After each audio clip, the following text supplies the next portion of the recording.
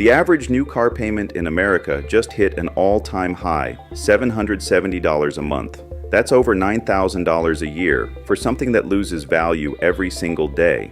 And more than 1 in 5 new car buyers now signs up for over $1,000 a month on a car.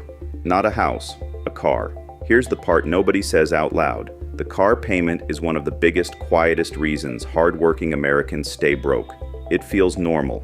Everyone has one. And that's exactly the trap. Today we break down the $770 trap, how the car in your driveway quietly drains your wealth with the numbers, and how to make sure it doesn't happen to you. Let's follow the money. I'm Don Blake, and this is USAFinance, where we hand you everything you need to get, keep, and grow your money with nothing but sourced facts and plain English. This is education, not advice, and it's not about shaming anyone for needing a car. Most of us do.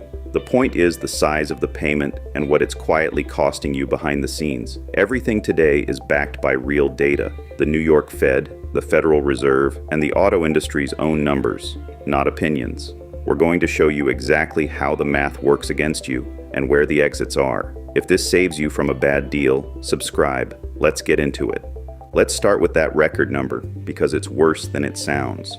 The average new car payment is now $770 a month, the highest ever recorded. Used cars average around $530 a month, leases over $600. But the headline is the trend. Payments keep climbing and buyers keep signing. And here's the stat that should stop you cold. Nearly 20% of new car buyers, 1 in 5, now commit to payments over $1,000 a month. A decade ago, that was almost unheard of. Today it's a fifth of the market, $770 every month for years. That's not a small line in your budget. For many families, it's the single biggest bill after rent. Zoom out and the scale is staggering. Americans now owe about $1.7 trillion in auto loans. To put that in perspective, car debt is now the second largest category of household debt in the entire country, behind only mortgages. It recently passed even student loan debt. We owe more on our cars than we do on our educations. Think about what that means. Trillions of dollars tied up in machines that are worth less every year, draining monthly payments from tens of millions of households at once. This isn't a few people overspending, it's a nationwide pattern, and understanding it is the first step to making sure you're not just another payment in that trillion-dollar pile. So why is a car payment so uniquely dangerous?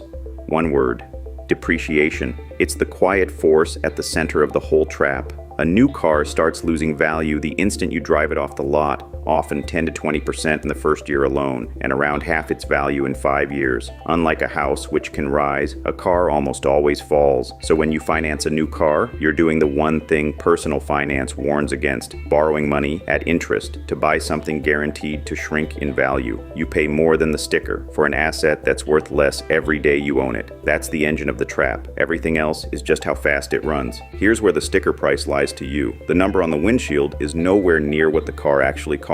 The average new car loan is now about $44,000. Stretch that over a 6-year loan with interest, and you can easily pay several thousand more than the sticker in interest alone. Then add the cost the ad never mentions: insurance, fuel, registration, maintenance, and repairs. Add it all up, and the true cost of owning a car runs far beyond the payment, often thousands of dollars a year on top of it. Put it together, and a $44,000 car can easily cost $60,000 or more by the time you're done paying for it and running it. The sticker was never the price. The sticker was the down payment on the truth. So when a salesperson shows you a monthly payment, remember, that number is the beginning of the cost, not the end of it.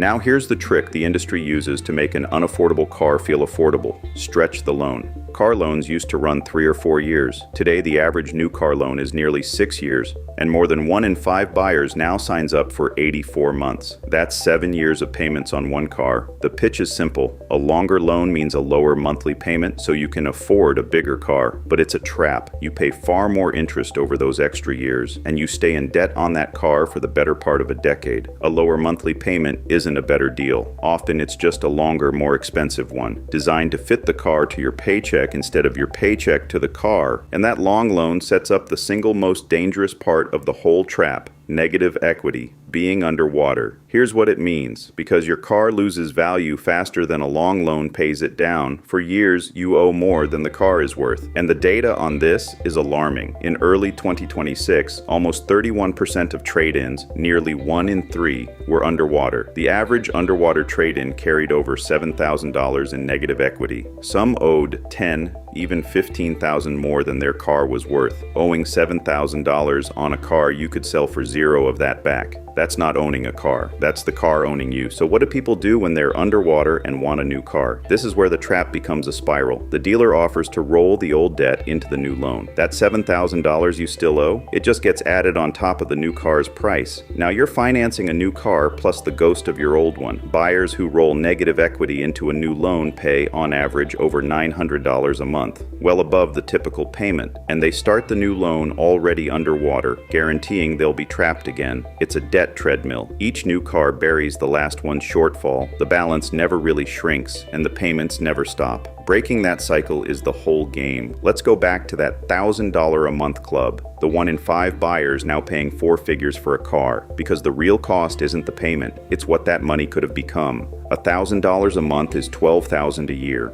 Invested instead at the market's long-run average, $12,000 a year becomes hundreds of thousands of dollars over a working life, even more than $1 million over several decades. That's the true price of the trap. It's not just the interest and the depreciation, it's the fortune that money could have built if it weren't driving off a cliff every month. Every oversized car payment is a wealth-building machine running in reverse. And for many Americans, this isn't a theoretical cost. It's a crisis happening right now. Among subprime borrowers, buyers with lower credit scores, often those who can least afford it, the share who are seriously behind on their car payments has hit its highest level in more than 30 years, a record stretching back to the early 1990s. When people fall behind, the car gets repossessed, and if it's worth less than they owe, they're left with no car and the debt still hanging over them. This is the human cost of the trap. Oversized payments and long loans don't just slow down wealth building. For millions, they turn one financial shock into a disaster. So if the math is this brutal, why does almost everyone fall for it? Because the entire system is built to make you. Cars are sold as identity. Freedom, success, who you are. The ads never show the loan, and the whole sales process is engineered around one question, designed to hide the real cost. On top of that, cars have gotten genuinely more expensive, and wages haven't kept up, so people reach for longer loans and bigger payments just to get a reliable vehicle. The trap isn't only about bad choices, it's about a system that profits when you borrow more. Knowing that is your defense. When you understand how the trap is built, you stop walking into it by accident. That one question at the heart of it deserves its own spotlight. What can you afford per month? It sounds helpful. It's the most expensive question in the building, because once you answer with a monthly number, the dealer can hit it with almost any car by stretching the loan longer and quietly raising the total price. Focus on the monthly payment, and you'll happily pay thousands more for the same car spread over more years. You feel like you got a deal, you got a longer leash, the fix is to flip it. Never negotiate on the monthly payment, negotiate the total price of the car, then the interest rate, and only then look at the payment. Control the number that actually matters. Here's one of the most powerful escape hatches in the entire trap. Let someone else take the depreciation hit. Remember, a new car loses the biggest chunk of its value in the first 2 or 3 years. So when you buy a 2 or 3 year old used car, that steep first drop already happened to the original owner, not to you. You get a car that's often nearly as good for tens of thousands less, with far less depreciation ahead of it. The used car payment averages hundreds a month lower than new, and you skip the worst of the value cliff. Buying gently used isn't settling. Mathematically, it's one of the smartest money moves an everyday American can make. Let's make the opportunity cost impossible to ignore, because this is the number that changes minds. Say you drive a modest, reliable used car and keep your payment to $300 a month instead of $770. That's over $450 a month saved, nearly $5,500 a year. Invest that gap steadily over a few decades, and it grows into hundreds of thousands of dollars. Same driver, same roads. One is building wealth, the other is watching it drive away. And this is the quiet reason 2 people earning the exact same paycheck end up in completely different places. One drives a status symbol on a 7-year loan, the other drives a paid-off used car and quietly invests the gap. 10 years later, they are not living the same life. The difference between broke and building often isn't income. It's the size of the car in the driveway and what you did with the difference. So who actually beats the trap? The data and the habits point to a very clear, very unglamorous profile. They buy a modest car, usually a few years used, well within their budget. They put real money down, take the shortest loan they can handle, and then, this is the key, they keep the car for 10 years or more, long after it's paid off. Those payment-free years are where the magic happens. Once the loan is gone, that $700 payment becomes $700 a month, building your future instead of a lender's. They're not car poor, they drive something reliable, they own it outright, and they let the money that used to go to a lender go to work for them. Now let's be fair and honest, because this isn't about hating cars. A reliable car is a real need. It's how millions of people get to work, to family, to a better job. This was never an argument for no car. It's an argument about the size of the payment relative to your life. A modest, affordable car is a tool. An oversized 7-year underwater loan on a car you bought to impress people is a trap. And sometimes a slightly higher payment on a dependable car beats endless repairs on a cheap one. The goal isn't the lowest payment at any cost. It's the right car on terms that leave your future intact. Smart, not cheap. That's the whole idea. So here's the framework to buy a car without falling into the trap. 5 rules backed by the math. 1. Negotiate the total price, never the monthly payment. 2. Put money down, enough that you're never underwater. 3. Keep the loan short, ideally 4 years or less. If you can't afford it in 4 years, you can't afford the car. 4. Buy a few years used and let someone else eat the depreciation.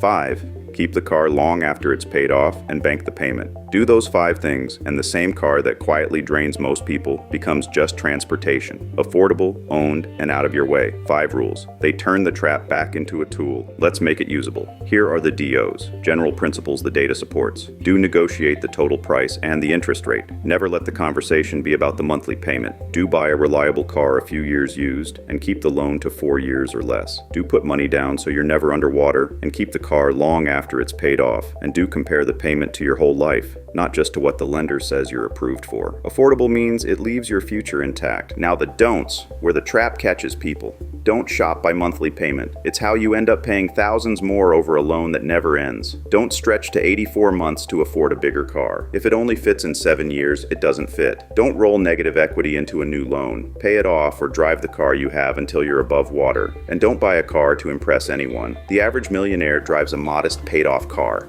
The person financing a luxury one is often the one who's broke. So here's the bottom line. The $770 car payment isn't just a bill, it's a wealth transfer machine, moving money from your future to a lender 1 month at a time for a thing that's worth less every day. It traps people with long loans, negative equity, and a single dangerous question about the monthly payment. And it's quietly one of the biggest reasons hardworking Americans can't get ahead. But it's beatable, and the exits are simple. Buy modest and used, keep the loan short, put money down, and keep the car for years. Control the total price, not the payment. Drive what you can truly afford, and let the difference build the life you actually want. Let's put it all together. The car payment trap by the numbers. The average new car payment, $770 a month, an all-time high. 1 in 5 buyers now pays over $1,000. Total auto debt, about $1.7 trillion, second only to mortgages. Nearly 1 in 3 trade-ins is underwater, owing over $7,000 more than the car is worth, and subprime delinquencies just hit a 30-year record. The escape? Negotiate the price, not the payment. Buy used, keep the loan short, put money down, and keep the car long after it's paid off. Drive affordable, invest the difference, and turn the trap back into a tool. Here's the real bottom line. The car in the driveway is one of the biggest, most invisible decisions in your financial life. And now you know exactly how the trap works and how to drive right past it. At USAFinance, that's the mission. Hand you what you need to get, keep, and grow your money. Sourced and in plain English, never advice. If this saved you from an expensive mistake, subscribe. It's free, and it's how we keep going. And next time, we tackle the flip side. Where to actually put the money you're saving. Your bank pays almost nothing, so we'll break down the best places to park your cash in 2026, high-yield savings, CDs, and treasury bills. I'm Don Blake. Make your money work. We'll see you next time.